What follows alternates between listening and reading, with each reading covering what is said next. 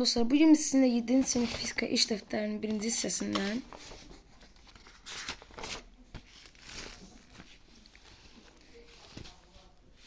sürət dərsinə baxacağıq. Birinci suala baxmaqla başlayaq. Gedilən yolun bu yola sərf olunan zamana nisbətinə bərabər olan kəmiyyət yola görə sürət adlanır.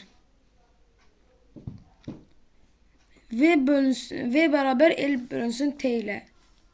Düsturu yəni budur. Yerdəyişmənin bu yerdəyişməyə sərf olunan zamana nisbətinə bərabər olan kəmiyyət yerdəyişməyə görə sürət adlanır. V bərabər S bölünsün T. BC-də yola görə sürətin vahidi aşağıdakılardan hansıdır?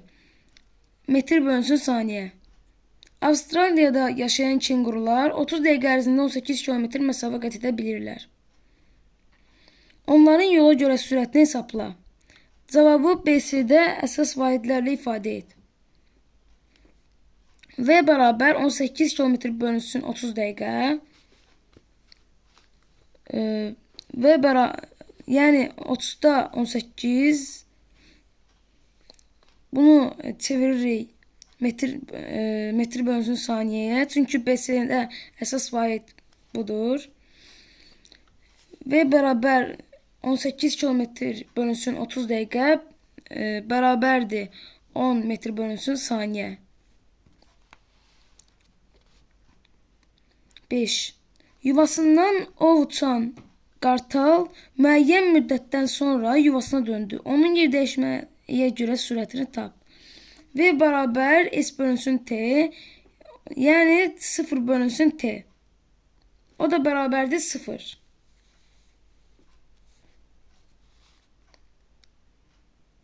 Euler-Venn diaqramında uyğun bəndləri seç.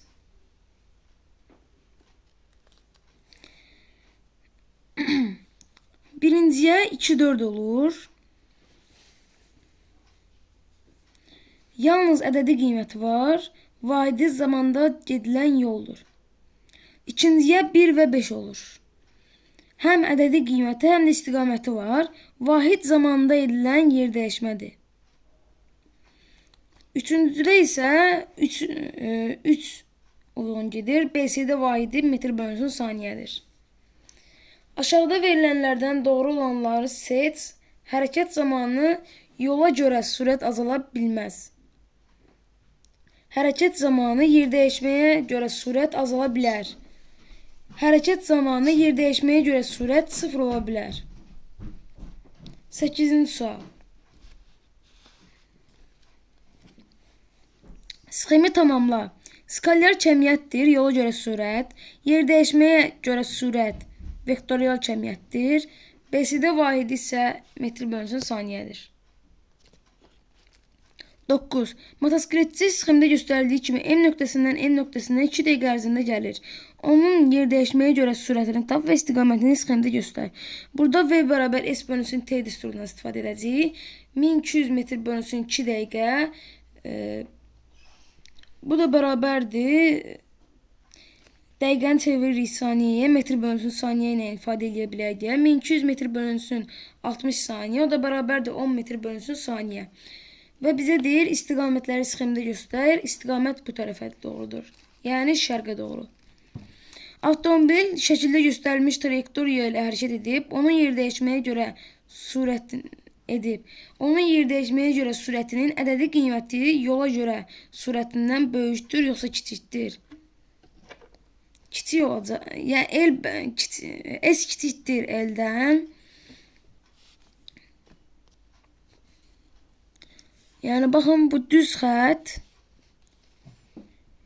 yer dəyişmə yoldan kiçikdir. Onun üçün V yol V yer dəyişmədən böyükdür. Verilmiş söz və ifadələrdən istifadə edərək mətni tamamla. Hərəkət edən cismin yer dəyişməsinə görə sürət 0 ola bilər. Yola görə sürət hərəkət zamanı 0-a bərabər ola bilməz. Yola görə sürət skalyar kəmiyyətdir. Yer dəyişməyə görə sürət isə vektorial kəmiyyətdir. Yola görə sürət yer dəyişməyə görə sürətin ədədi qiymətindən heç vaxt kiçik olmur. 12. Aşağıdakı cəmiyyətlərdən hansı sıfır olduqda cismin hərəkət etmədiyini demək olar? Cavabınızı əsaslandırın.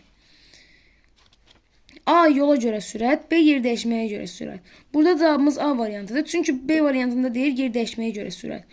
Baxın, yer dəyişməyə görə sürət olsa, A nöqtəsindən hərəkət edir və yenidən A'ya qayıdır da. Yəni, yer dəyişməsinə görə sürəti sıfır ola bilər. Amma yola görə sürətdə demək olmaz. 13. Hərəkət trayektoriyasının hansı formasında yer dəyişməyə görə sürətin ədədi qiyməti yola görə sürətə bərabərdir. Düz xətli hərəkət edərsə və istiqamətini dəyişməzsə yola görə sürətə bərabər olar. Bitti dostlar. Bugünlük bu qədər. Videomu bəyəndinizsə like atıp kanala abunə olmağı unutmayın. Gələn videolarda görüşənədək.